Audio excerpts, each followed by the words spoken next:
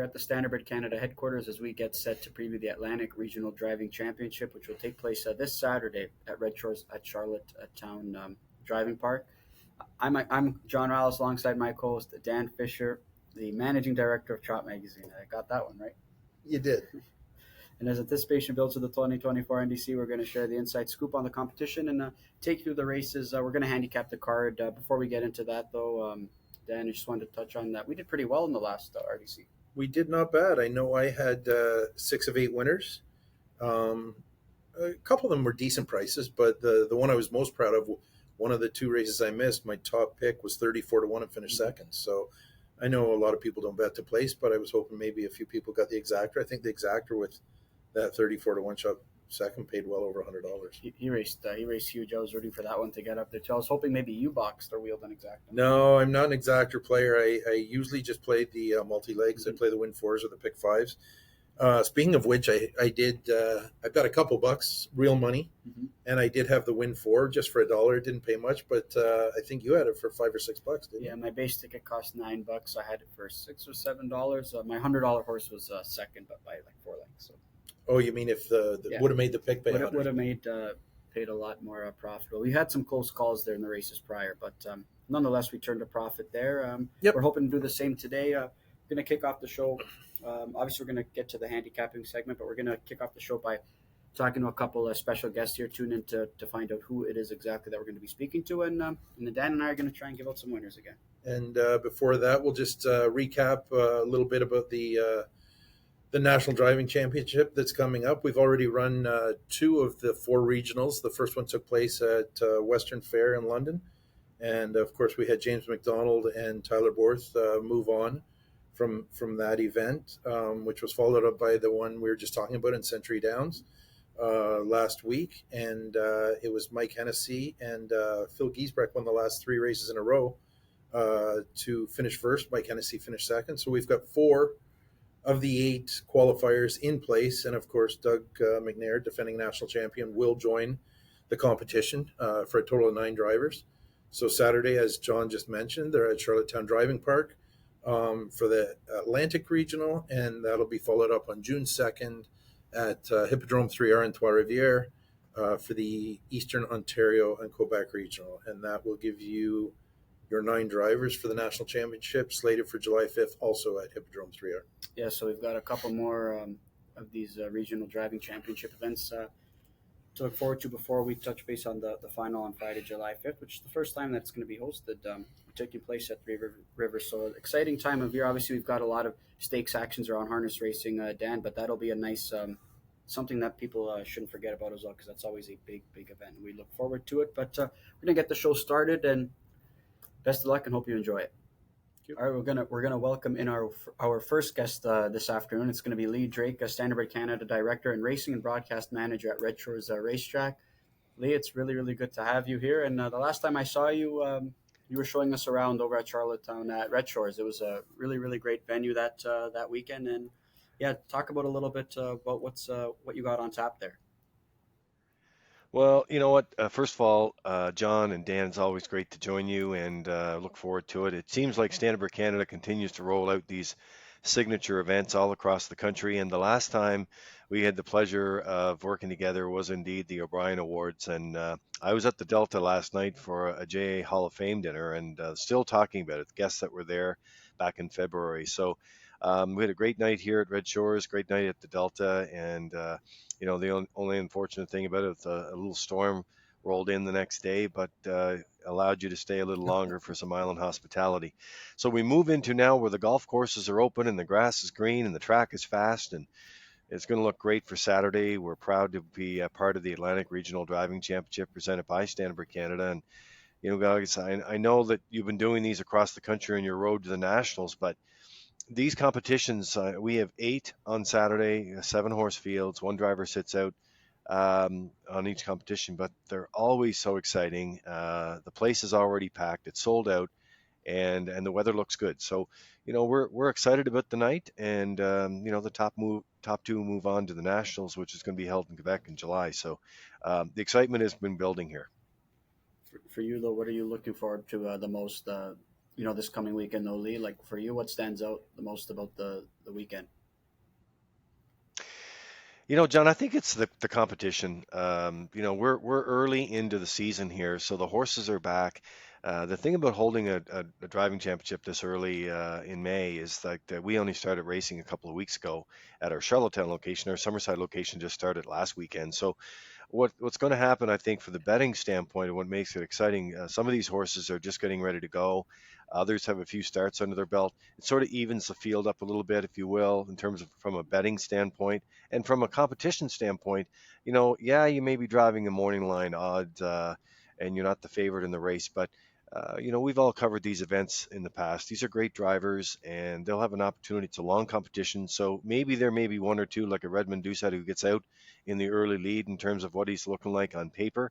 And then you have the king of island racing here, Mark Campbell, who's got some shots earlier in the competition, and then later it could be anyone, depends on the trip. So we love it. It's part of the excitement that's here. The horses are back, the place is packed, and we'll be broadcasting around the globe for it. So it's exciting night, and that's what we expect, a close, competitive For competition. sure. Sounds good. John and I have been handicapping the card ourselves, and we're going to get into it in more detail. I think John's going to ask you about a few of your picks, but I will put you on the spot, not in terms of handicapping the horses, and I'm just keeping it fair because a couple of weeks ago I asked Sugar Doyle to give me his um, uh, guesses on who was going to be the top two, and I said don't play favorites. You've looked at the card, and I did the same thing with Josh Murphy 2 weeks ago, and they told us not necessarily who your favorites are. Sugar gave us a rooting interest, and Josh told us just who he thought was going to finish 1-2. Do you have any from looking at the card and knowing the drivers? Can you give us your thoughts on who you think might have the edge to move forward? Well, I have to tell you, we have such a strong driving colony here, not only on the island, but also in the Atlantic region. And when I was looking through the chances here and trying to pinpoint, just on paper or how before the trips, before the wings even close in the gate, who it could be in the top two. So then the draw was made on Tuesday, and right now I'm leaning towards Redmond Doucette's got some early morning action in the card. I never discount Mark Campbell. Mark Campbell's been the top driver here for several years, over 13 years now. So, you know, whatever horse he's on or whatever morning line he's on, he always seems to work out a trip. He's like that. David Dowling, I mean, you did the interview with him. He's got some good posts to work with in the day and some shots in there. And Cory McPherson's just coming off a career Mm-hmm. year. Last year was a career year for Cory, and so I'm not going to discount any of those. I'll also say this: you have Todd Trites in there, probably the driver that has the least amount of starts this year, but you have to look a little deeper within Todd Trites to figure out on his career. The guy has over 12,000 lifetime starts. He's got over 2,400 lifetime wins, and he's got an average of 337 career-wise.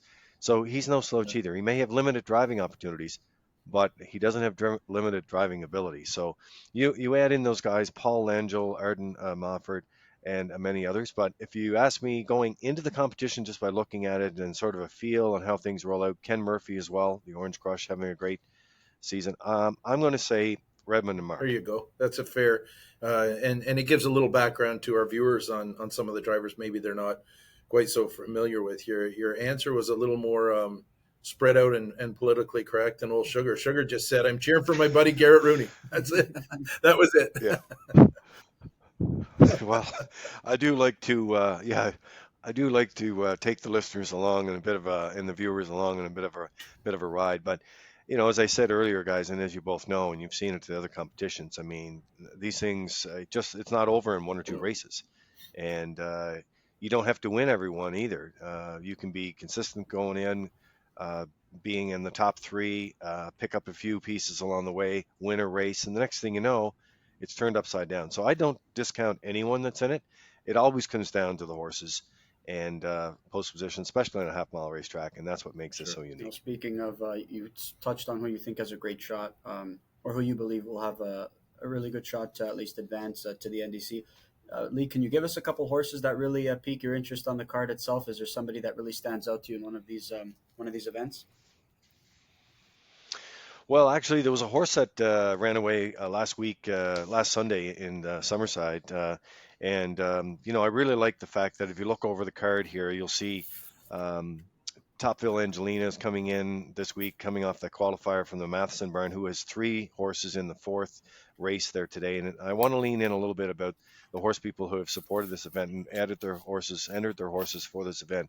We really do appreciate that. So some of those horses coming in off the bench like that. But then there's Pep in My Step in race 5. And again, Redmond Doucette is listed to drive this horse from Claire Sweet stable here, and came off with an impressive win there just for David Dowling, actually, back on May 20th, which was the holiday Monday where we kicked things off at Summerside. So just a couple of horses that really stand out for it in there. And like I said, some very competitive races. If you look in race 10 as well, up and down the page there, you can look at a number of different sequences, our race classifier going with a 1-3-5 in there. And Kurt Hughes is doing the post time picks. He likes a 1-3-2, and there's all kinds of different scenarios. So there's a few standouts, but you know what? Some of the horses, as I say, coming in this early in the season, you don't have a lot to go on. You have past performance lines from Excuse me. last year, but they've been off. They're coming back. And so, again, I think that's what makes it fun with this competition, especially this time of year. It's early for us to do that, but just a few For standouts sure. there. And I am going to pick your brain on one other thing, because it is part of the late win for, but not part of the competition. So it's not a race that John and I are going to handicap. But your final race is a brilliant looking race on the card, and I wouldn't want to let you go without. I mean, Twinbee Tough Enough and Blood Money. I'm very familiar with them. They're both standing stud in PEI, and they both advertise on Standard Canada. So I always follow them along. But they were 1-2 in a looks like a real fast mile there last week, and then you've got Roll'em in the middle of the gate, who was probably the star pacer in PEI last year, I believe, throughout the course of the season. Give us your thoughts on that race. Looks like a great race for people to tune into. Well, Dan and John, I have to tell you, when the draw came out, Twinbee Tough Enough, who was also doing some work in the U.S. as well and did some great trips there, and then came home for a bit of a break and went back in. He had a couple of starts under his belt. Matheson Stable were 1-2 the last 2 weeks in the preferred class here. So they were, 1 week it was Blood Money who won it, and then Twinbee Tough Enough drew inside of Blood Money next week, and he was able to land there. It's interesting to get the Matheson pupils now on the both ends of the gate. You have one off the rail and from the 7 hole. Roll'em is coming in off that qualifier there so early in the season. But you're right, guys. That's a power pack field, and I have to say, all bets on Tex did not get it his own way racing in Summerside on Monday. They had to take him for a piece there. He was right bet down on the board, but they had to take him for a piece, and Adams got him in the middle here. And then you get Spectrum Seals through, also put in a good trip, and Fernhill General. So I'm leaning on the rail horse in here from a conditioning standpoint. He's got 3 races under his belt. Not going to discount Roll'em, who won the Governor's Plate last year, but it's going to be a great race, and I'm really looking forward to it. And another horse, Roll with Hottie Toddy, he would have been competing in the night that you guys were here back in February when he shut down on the last race card of the season. He's in post position too, and he can really mix things up.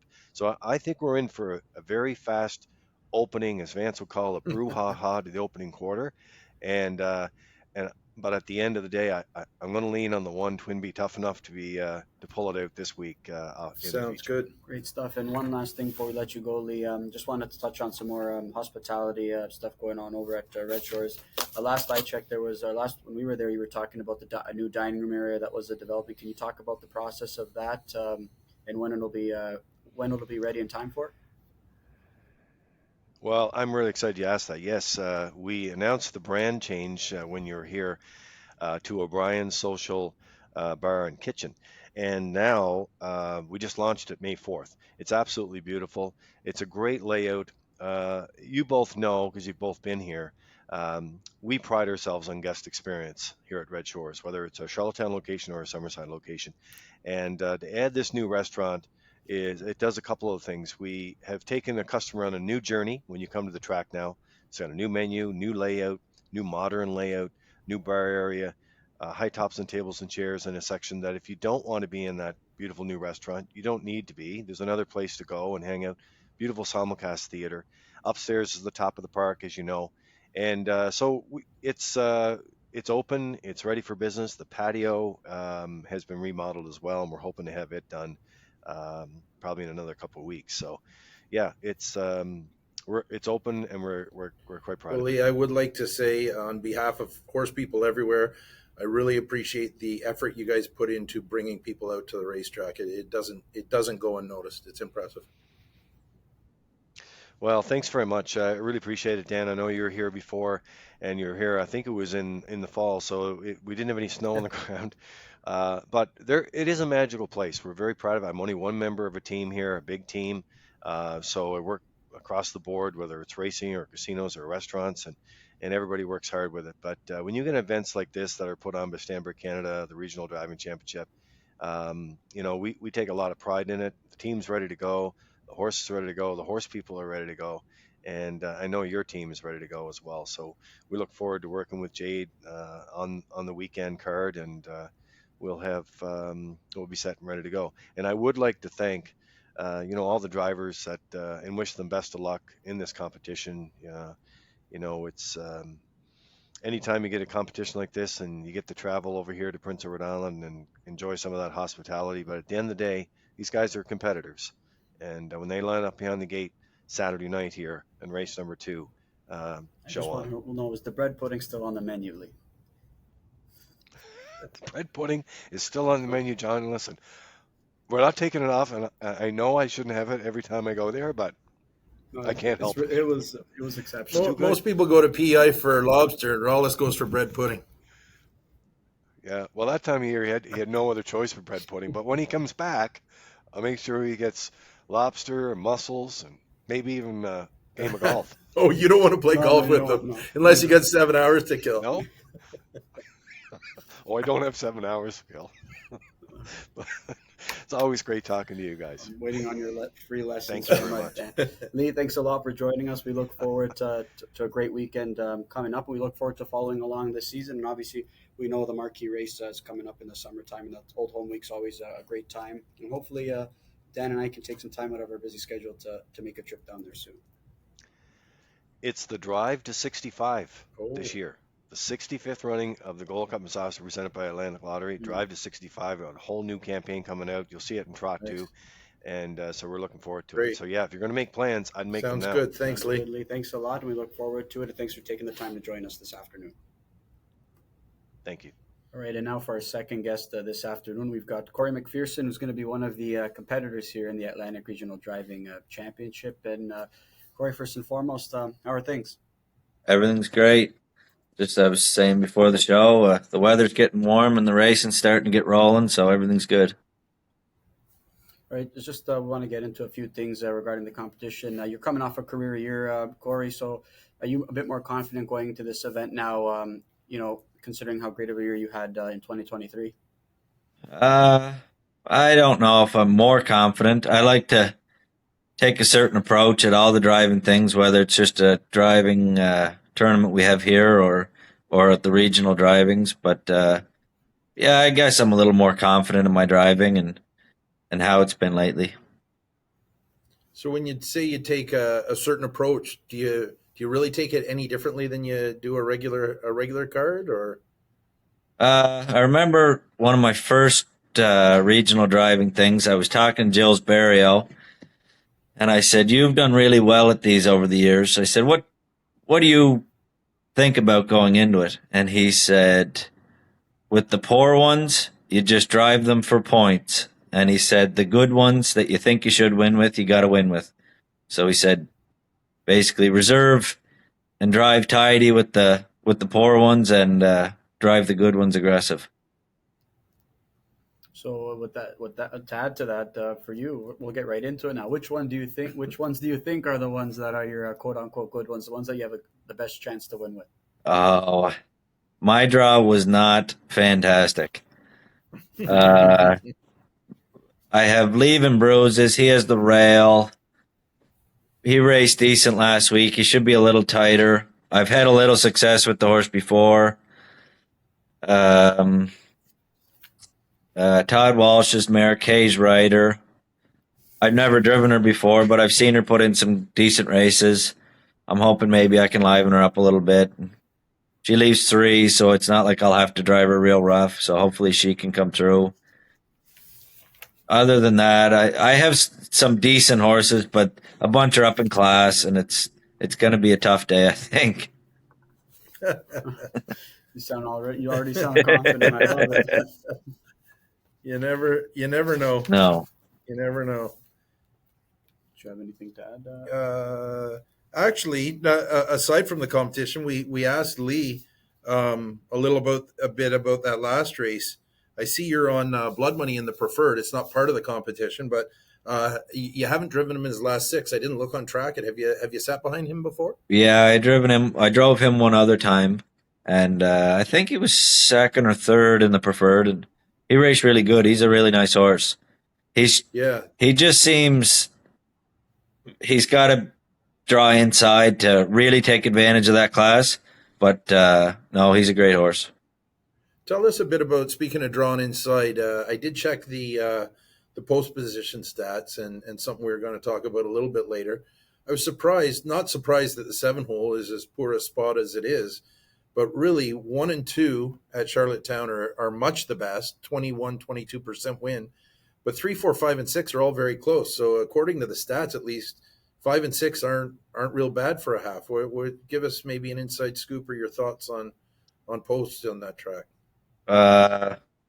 Rail is usually the best position, I would say, for most horses. I like leaving 4. It's just you're right behind the car, and when the momentum speeds out, it just seems like you have the momentum to get out and get positioned. Lately, there's been a lot of short fields, and usually if you leave 1 or 2, you're not getting very big fractions, so you're close enough to the front that when they sprint, you're close. But I'd say 1 and 2 is generally why they're so much better, because the short fields, you're close to the front. Sure. I was just surprised. I think I might be wrong, but I think 6 was around 16 or 15% or something pretty solid. And 5 and 6, maybe in a competition like this, from your experience, do you see more guys rolling than normal? Do you think guys tend to drive more aggressively because they're in a competition? Oh yeah, definitely. I think that's when there's 8 horse fields and everybody's driving to especially win. I think you're going to see more front end collapse or the outside pace collapse, and hopefully the 5s and 6s sneak up in between to get pieces. Yeah. Well, I got one more very important question, and you can just give the backstory on it. Maybe you can take a little shot at our buddy Anthony McDonald here. But tell us, I believe the horse Mopey Cory, the way I remember it, was named after you by Anthony. Now, you used to work for him here in Ontario. Tell us the story about Mopey Cory as you know it. Yeah, I worked for Anthony for about a year, and he had a bunch of colts training that year, and just seemed each training trip I'd end up training that colt, and he'd just roll off for absolutely no reason, and he wasn't lazy, but he just kind of didn't have a great work ethic all the time, and I guess coming from that, I guess I didn't have a great work ethic at the time either. So he looked at me one day and he said, "No more. You don't train him anymore." He said, "You can go with something else." And he said, "Better yet, he is a Mopey Cory." He said, "He's just like you. He don't want to work." So in the end, we both come around pretty good, I think. Yeah, I was going to say, and the moral of the story is don't listen to Anthony McDonald. Exactly. You're one of the leading pilots in Atlantic Canada. He was never a leading driver out there, was he? He also told me, he said, "You know what? You'll never be much of a trot man." And my first year of driving, there was a throughout the year, there's a trot competition, and you get points for driving trotters. And I think I won it the first 2 years I drove, so he wasn't completely right there either. All we need is Anthony to tell us that we can't accomplish something, and we'll be the best Yeah. at it. I'm sure we'll hear from him about this. Yeah. Opie Cory. Anything else that you want to add about the competition leading up to this weekend? Anything else that you're excited about, Cory? Nothing real serious. I'm just excited to have a chance at it. I would have liked to have a little bit better draw, but that's the way it goes. I'll just have to drive better and hope everybody else makes some more mistakes. But Maybe let no, Anthony give you a pep talk leading into yeah. Hopefully, he calls me and tells me how poor I'm going to do. it. And what about a friendly rivalry? If there's someone you want to beat, if we told you right now you were going to finish 7th, but this guy could finish 8th, who would you just want to beat? I don't want to see Mark Campbell be last if I'm 7th, but I really love beating Mark Campbell. He's a hard guy to beat. Yeah. I shouldn't say every year, but there's lots of times at the end of the year, I had a great year, money earnings, winnings. I still finished behind him. But like I say, I don't want him to finish last, but if I'm going to beat one person, I do want it to be him. There you go. I don't blame you there one bit, Cory. And we'll be rooting for you this weekend, that's for sure. And we look forward to watching you compete this weekend. And we're very thankful that you were able to join us this afternoon. Thank you. Thanks, Cory. All right. Good luck, bud. Thank you. So let's get to the handicapping. Sounds good, kid. Let's do her. We're going to kick things off in race number 2. It's a non-winners of 451, last 5 starts. Found this to be a pretty wide open affair, and I really struggled with this race, Dan, so I'm looking forward to having you go. Or you're going to let me go? Well, I couldn't narrow this one down in a big way. I think what people find, especially when they open their programs, is that, as Lee alluded to, it's early in the season out there. They just opened Summerside. They've raced a couple of weeks at Charlottetown. So I don't really normally handicap by what a horse did months earlier. I go by current form, but in some of these cases, you almost have to look at what they did last year. And that's what I came up with. I have 3 horses here. In order, I went 4, 6, 2. The 4, Mark Campbell, is the king down east. So you can never go wrong with him. But the 4 shows a 55-4 mark at Charlottetown last year. The 6, now the 4 has had the 1 start and didn't pace a real fast mile or anything. But when you go back and look, last year was 8 of 28 in the top 3, which is better than some of these. And then I looked to the 6, who has a mark of 54-3 here last year. And then the 2 followed around, didn't really do much, sat a 2-hole trip, 2 lines down on May 11th, but hung around to finish 3rd and paced a respectable 57-3. There's no current form in this race as far as I could find. And the only other thing I noticed was in these competitions, at the smaller tracks especially, some of the trainers drive their own horses. And so some people will look at 5 Arnold the Paperboy as a horse where, William McKay's the trainer. He doesn't drive a whole lot. Goes to Cory McPherson. There might be a big jump up on this one. But I looked at William McKay's driving record. It's very good. Mm-hmm. So I don't necessarily Cory's one of the best drivers there, but I don't think this is a case where this horse is going to explode off the page because of the driver change when the trainer gets along well with the horse. For its last 38 starts too, so struggling to get into the winner circle. I ultimately landed on the 6 affair somewhere. I just think those were some pretty fast miles, Dan, and maybe this is probably a better spot for him. Draws post 6. He's probably not going to get away well, but I struggled with this field, so I kind of went with him by process of elimination. I don't blame you. And as we're talking to Cory McPherson about, the post 6 isn't really awful there. People, again, you can check the post position statistics for all tracks in Canada on the Standardbred Canada website if you go to racing and then statistics. And you'll find here that the 1 and 2 are the best 2 posts, as they usually are on half-mile tracks. And the 7 is awful. But the 3, 4, 5, 6 really aren't that bad. So 6 posts might not hurt you. Might not. And I think that's our thoughts for the first event, which takes place in race number 2. And we're going to move on to race number 4 here on the card. That's our second RDC event here at Red Shores. And you and I both love a horse, and it's funny. Lee was talking about a few horses in this race, but we both love the 5 Outrageous Song, don't we? Yeah. It's It was that last line. It was first start back off a decent qualifier, and it looks like the horse left out and got away in the 3-hole and took a big shuffle, and closed when he could, and it looks like a good tightener. He dropped 7 seconds.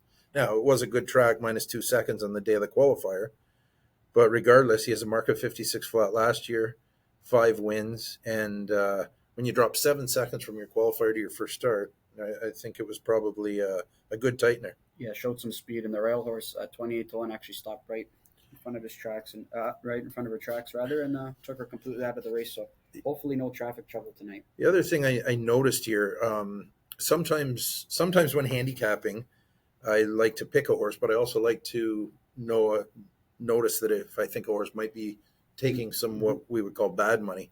And I really don't know in a big way, but I did notice that the 3 here, Topville Angelina, is 5-2 in the morning line, and the qualifier might fool people a little bit, 58-4, and I don't know, the horse might pace right off the screen for all I know, but I did notice that it's something that I don't like. First qualifier since January, she was over her half in 58-3, and then came a back half in a minute and a fifth. My personal preference is that she's over the half in a minute, comes home in 58, not the other way around. So the fact that she's 5-2 in the morning line, I like the 5 as a single here, and I'm hoping the 3 takes some of the money. Couldn't agree more with you. I think that would be a nice play against here from a handicapping angle, at least. Topville Angelina. We're going to move on to race number 5, and we've got a field of 7 here. Non-winners of 951, the last 5 starts, and I really like one in here. I'm interested to hear who you like. I went 2-1 here. Again, not just because it is Mark Campbell and he's been the man out there for a number of years, but the 2 Tradition takes a class drop here. What I notice is the horse doesn't have a lot of gate speed, but draws the 2-hole. And I look back on track it, and the horse has a very good record over its lifetime from the rail and 2-hole. He's won a number of times. He's hit the board a number of times. And although he doesn't have a lot of gate speed, I think Mark's going to get the horse well placed, and I was happy to hear when we talked to Cory that he thought he had a bit of a chance with the 1. Jennifer Doyle is a high percentage trainer and draws the best post. So I went 2-1. I think Lee mentioned the 4, Pep and My Step, who had a big effort at Summerside. One thing I noticed on that, the horse was 1-9. So when a horse is 1-9. And they win by 10 lengths, to me, they're supposed to win by 10 lengths. So I don't know the horse as well as some people that follow it more closely out there. But again, didn't fare too well at this level last time. No, that's good call. That's the thing. But I'm with you. I love Tradition in the spot. Pep and actually Shake Me Up Hanover was parked for a long way out, and Tradition was forced 3 wide earlier than maybe he intended on being, and still paced Stone pretty strong in sub 28, so I like that. Yeah, he made a big late move, and it wasn't like the front end caved in. I think the fractions weren't necessarily that hot. He wasn't just passing tired horses. No, he was pacing really strong. Yeah. Hopefully he can get a cozy trip here. Moving on to race number 6 on the card. I believe we're moving on to race number 6. Yes, sir. Yeah. All right, non-winners of 701, last 5. I like one here from the outside. I'm a big fan of One Rock in this star. What about you? So I checked those stats on Stanbrook Canada this morning, and the 7-hole wins like at 2.8% or something terrible. And I said to myself, I'm not picking a 7 horse today, just not. And here I'm taking the 7. Yeah, well laid plans, but I mean the horse. The horse's first start down home. Had been off a month. I don't know the horse from London, but I think it might just be a case that this could just be a better horse. Exactly. And you know what? He's moving up in class, but like 28 final quarter last time out. It doesn't really matter where he spotted off the gate because it didn't seem to be a concern over at Truro. And like you touched on, missed a month and still performed a good effort. I think there's going to be some speed to chase too. I think Sharkey and a few on the inside are going to want to vie for early positioning, and I think he could pick up the pieces. I agree with you. This horse, I mean, Pet Rock isn't a household name as a sire in these parts or down east, but this horse was bred by Steve Stewart, 100 Farms.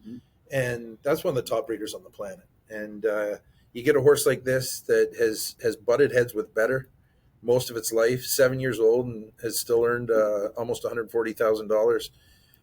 moves out to what might be a little easier circuit than what he was racing on, or at least the class that he's in.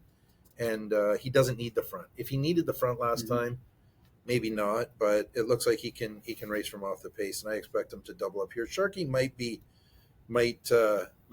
hang for second. Yeah, you remember Sharky from its time here? I remember pretty handy racehorse, and he could really bode well racing out east. That was an okay effort last time out. Had to be used a couple times, but he's got the gate speed. I mean, Mark's going to try and get away and get as much room, I would think, between him and One Rock as he can, but we're both looking for Todd Trites to circle the field. That's what we're hoping for. One Rock to get it done. Just one time, One Rock. Just one time. All right. Going to move on to race number 7 here. Fillies and Mares numbers of 950 last 5 starts. Tough to go against the inside, isn't it, Dan? It is. I saw the 7 was 3-1 in the morning line here, but I'm not going back to the 7. I'm only taking 1-7 today. That'll be playing the percentages. I got to go with the 2 here. When you say the inside, yeah. The 2, it's right in the name. You bet him I'm a good one. There you go. And I'd be remiss if I didn't mention my old pal Jeff Lilly trains this horse. And I've known this guy from way back. My days when I was stabled at Mohawk, I used to give Jeff a ride to Woodbine in the winter sometimes so he could come watch the races. And he used to ride in the truck with me and ask me hockey trivia the whole way down and the whole way back. You probably answered a bunch of that too, didn't you? Oh, yeah. He loved how many I got right. He couldn't believe it. So Jeff Lilly and I have been pals. I think a lot of people in the industry know Jeff Lilly. We were talking to Lee Drake about how the time when Jeff got a selfie with Justin Trudeau at Charlottetown. So I think even Justin Trudeau knows Jeff Lilly. But no, I think I have 2-3 in that order. The 2 was 18 of 36 in the top 3 last year. And the 3 has a good post. What did I say? Better post. Oh, and again here, the trainer has been driving the 3. I'm not overly familiar with the trainer. I know he doesn't drive a lot. So when Cory McPherson hops up in the bike and he's in a competition, the 3 doesn't show getting away very well. The 2 definitely has the gate speed, but I think Cory will try and get some points. And I'm looking at 2-3. That's who I have as well. You bet I'm a good one. And Kay's Ryder. Those are my 2 main I think players. You saw my picks and you're just riding my coattails, aren't you? Like I have been for a year now. Race number, I think we're on race number 8 now. You got to race 8 things right down. Race 8, sir. Okay. 5-year-old, is it 3 or my 5-year-olds and younger. Yeah. Winners of 3, but not more than 5 races lifetime. I kind of like when you're moving up in class. I'm on the 3 Rock and Corona. What do you think? I think that people are going to get bored with us picking the same horses, but maybe we're going to kill our odds if people are following our lead. But it's something we mentioned a minute ago. This horse was off a month before his last start, moved here from the States, so needed the month off. Sat off the pace, tipped 3 wide, circled the field, and now that was at Truro, but a 57-miler on Truro is pretty good. Has won 2 of 11 this year, won 3 of 24 last year. It shows a mark of 54 at Hoosier, which isn't all that great, but I did look on track it, and the horse paced 52 and change around Hoosier a bunch of times. I think, yeah. He was taking on tougher over at Dover Downs as well, so I think that this is a step up in class, but you touched on the horses being sharp. We've got more to work with Rock and Corona than we do with some others in here. I think so. I think so as well. The 5 is only 3-1. Fernhill Hero in the morning line, but went off at 4-5 last start and got beat. Only got nipped, but the horse. The thing that scares me about this horse in playing this horse, off since November, qualifies now. In first 2 starts back, comes first over. Personally, I don't want this. If I own this horse, I don't want this horse to get brutalized 3 weeks in a row. Has been first over and got beat his first 2 starts back, draws outside. He might take some money, but I think Rock and Corona might be a single for me here. I was looking at the 4 a little bit to back it up, but my old pal Redmond Doucette driving Rock and Corona, that's my pick as well. I used to play hockey with Redmond, and if he's half the driver, he was a hockey player. Redmond's a very good driver. He's advanced in the past. I know he's raced in the NDC. He has advanced from the Atlantic Regional in the past, and he drives mainly in Cape Breton, I believe, at Inverness, but Redmond can drive with him. So go get him, Red. Rock and Corona, that's Dan and I's top pick here. And to touch on Fernhill Hero, he's not going to get away too cleanly either. Doesn't I have don't good think straight so. speed, I Pick don't Rock think and so. Corona is a good stand here, Dan. I think if we play Redmond, we might have to buy him a Corona after the race. Absolutely. Hope you're listening. All right, and we're going to move on to race number 9 here. Non-owners of 12, 11, last 5 starts. I really like the 2-horse Moonrider here, Dan. I thought that was a dominant score last time. People are going to hate us. The choose a single. Now, I got a couple of reasons. I remember the horse. The horse raced here for years. He's 12 years old now. He's made his way down east. He's a hard-knocking competitor. Yeah, that start last week, he had the rail. He went right down the road. What I really like is the time off for a 12-year-old. He takes a little bit longer to get back to his peak form. He's now had a qualifier. He's had 3 starts. His first 2 starts, they just took him to the back. Last week, they rolled him. He's up in class, but you know what?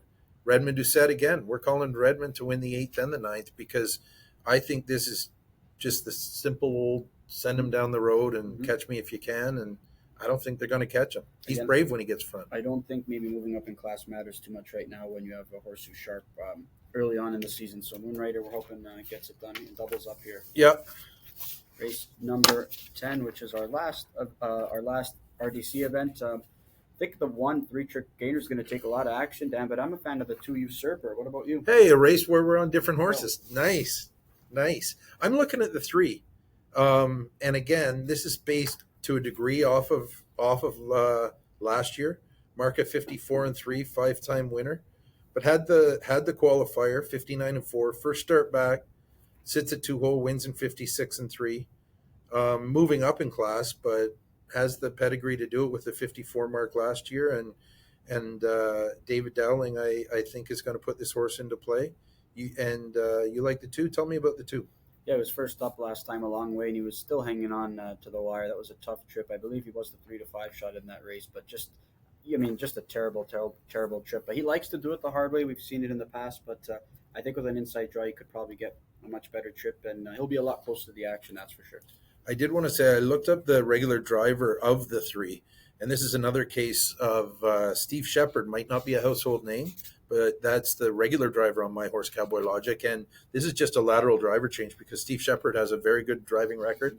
Doesn't get a lot of drives, but does very well when he gets them. But I'll stick with David Dowling and hopefully my 3. I mean, if we're going to have a side bet, we've pretty much picked the same horses all night. If we're going to have a side bet, this is the it's the deciding 3 factor. versus the 2. That's it. All right. And Sounds then, good. The race 8 does kickstart, or it does start the late the pick 4 sequence here. We won't touch on race 11, but Dan and I will provide some pick 4 tickets. That has the first 3 does have RDC races to kick things off, and then a great preferred that we touched on with Lee. So it's definitely a race where I might use a few in there. So looking forward to seeing this card on Saturday, Dan. Hopefully, we're either going to look great or look bad. We're all on the same horses, so I'll always look good when I'm sitting beside you, kid. 100%. That's never going to change. Well, that concludes our Atlantic Retro segment on the road to the NDC. Once again, we'd like to offer up a thank you to all our guests as well as the host racetracks who have offered up their venue to take part in the regional driving championships, and we look forward to watching the venues and all the events going forward. Before we go, we'd just like to wish the best of luck to the 8 drivers competing this Saturday night. Mark Campbell, Redmond Doucette, David Dowling, Paul Langeal, Cory McPherson, Arden Mofford, Ken Murphy, and Todd Trites. Best of luck to everyone. Stay safe and have a great competition. See you soon.